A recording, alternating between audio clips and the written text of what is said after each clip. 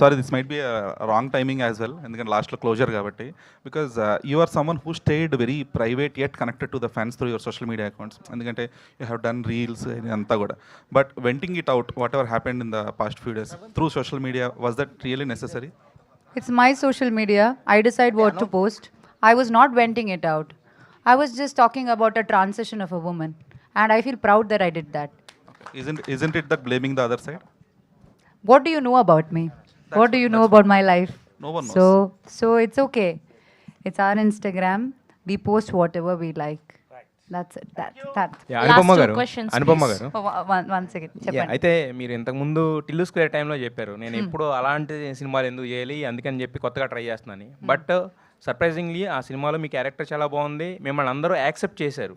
అంటే అనుపమ ఇలా కనపడినా కూడా మేము యాక్సెప్ట్ చేస్తాము అని చెప్పేసి బికాస్ ఆఫ్ ద క్యారెక్టర్, దాన్ని మీరు పోర్ట్రే చేసిన విధానం వల్ల.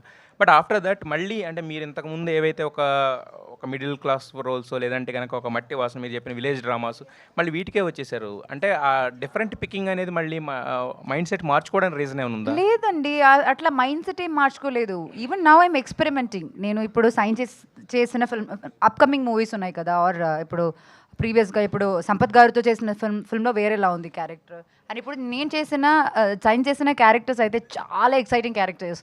ఒక్కొక్క క్యారెక్టర్ ఇప్పుడు దీనికి నా నెక్స్ట్ క్యారెక్టర్కి అస్సలు సంబంధం ఉండదు.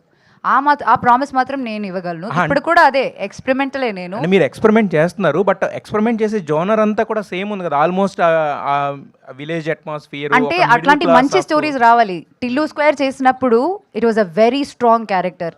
అంటే ఆ బ్యాక్ క్లాష్ని ఫేస్ చేయాలంటే ఆ క్యారెక్టర్ అంత స్ట్రాంగ్ ఉండాలి.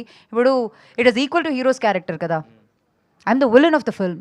ఒక అమ్మాయికి అంత స్క్రీన్ స్పేస్ ఒక సినిమాలో అంత స్ట్రాంగ్ క్యారెక్టర్ రావడం అది చాలా కష్టం. అందుకే నేను కూడా యాక్సెప్ట్ చేశాను.